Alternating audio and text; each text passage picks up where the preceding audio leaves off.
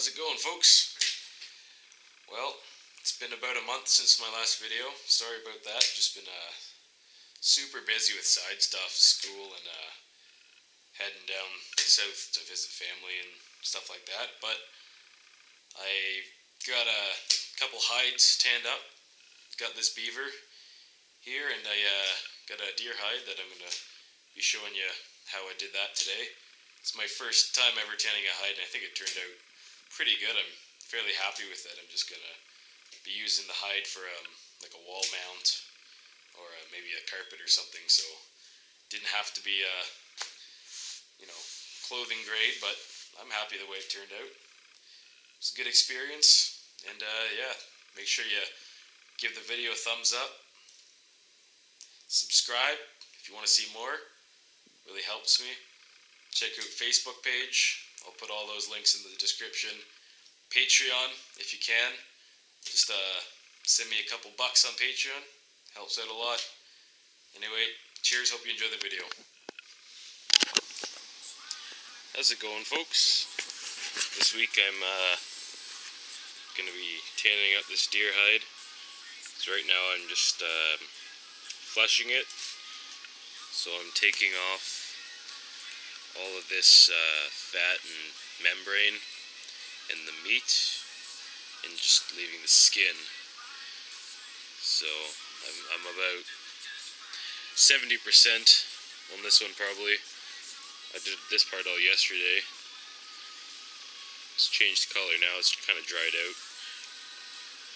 But basically you want to use a sharp knife, something preferably without a point. Point's kind of dangerous because if I slip up I'm going to poke through the hide. So if you had a rounded tip it'd be better, but you're going to kind of want to just get in there and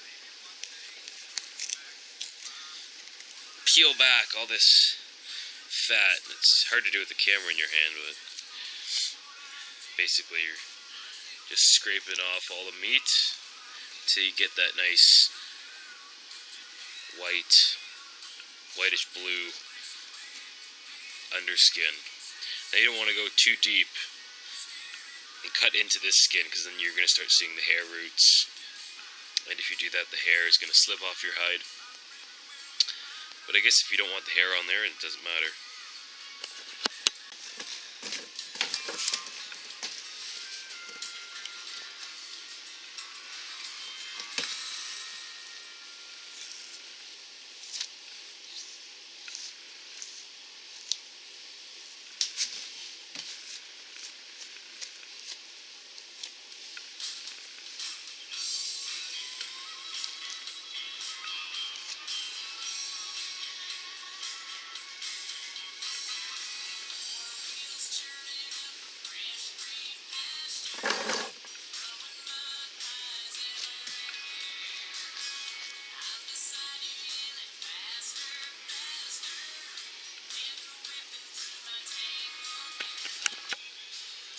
So now that most of the big stuff's off, all that's left to do is scrape off the remaining little bits of fat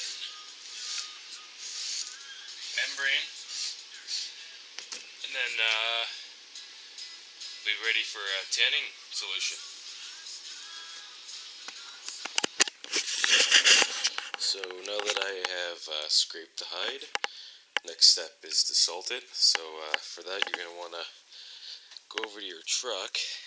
Let's get some of the salt off of it, There you go. That's what you're going to need to spread that out everywhere. Let her salt and cure.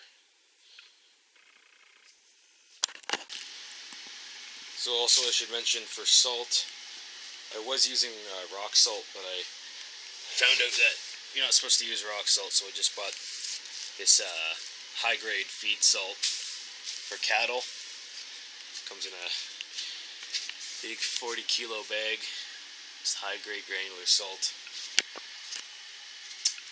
So the hide has been salting for a couple days, 4 days or so.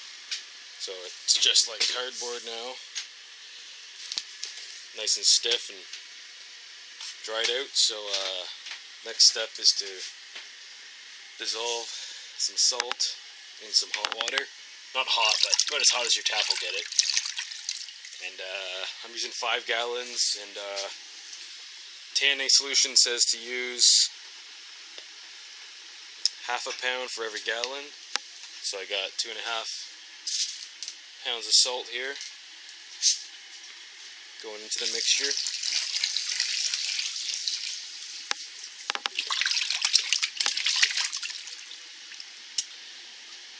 And I'll get that stirred up. And then once it's stirred up, I'll let it sit and just cool to room temperature before I put the hide in.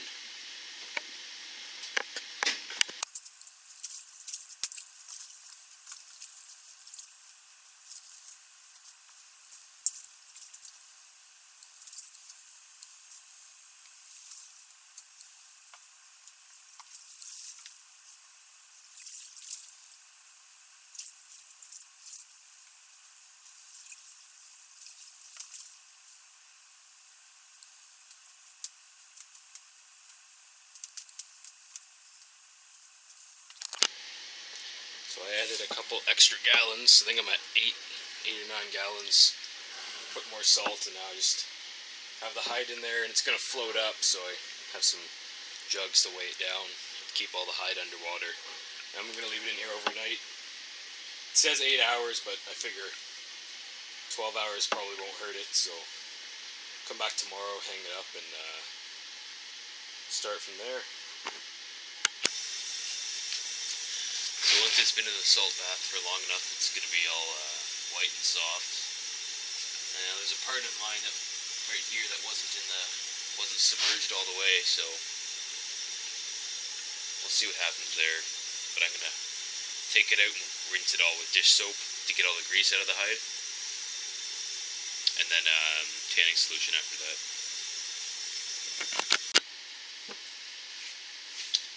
So once you got it washed out with dish soap, what you want to do is hang it up to drip into your bucket, and you can just squeeze some of the water out of it. You don't want to wring it like a towel, because that'll make hair fall out, but if you just squeeze it, get some of that extra water out. It'll help it dry faster, and you want to get it kind of semi-dry, just kind of damp when it's done, and then we'll go to the next step, which is putting on that tanning formula.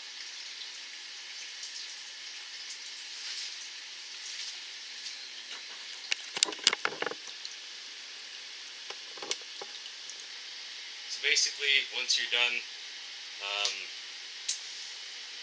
with drying it out, you get your bottle of hide tanning formula, put it in the water for 30 minutes in hot water, just to warm it up, shake it up good, and then just start covering the hide. And then with a paintbrush or your hands, just get every area covered up with this stuff. And then we leave it on for a couple days, fold it over, skin on skin, to let it tan. That's basically it. So it's been over a week since that hide's been tanning, and looks pretty good so far. It's relatively soft and pliable, not super soft. I mean, if you wanted to use it for clothing, you'd want to soften it up more with neat's foot oil or some other kind of solution, but it did turn that nice tanned color. And yeah, I'm just going to use it as a wall hanger or a floor mat. But I think I'm going to wash it again in soap, just because it's still got a little bit of grease residue left on it. But otherwise, I'm pretty happy with how it turned out. Can't really complain. I messed up the tail and broke half it off, but I got that saved. Maybe I'll make a keychain or something to dangle from the mirror. But show you a couple other things here. This is a beaver that I was working on with some other guys. Tanned up. It's relatively, well, somewhat soft. It's a bit stiff. Needs to be worked over a board still. But you can see how big this beaver is on the deer. That was one big beaver. So, yeah, and another neat little thing, my roommate Austin's dad made up these mounts from some deer back in the day. So that's pretty funny. I'm not sure how he made those, but might get some more info on that at some point. Sure.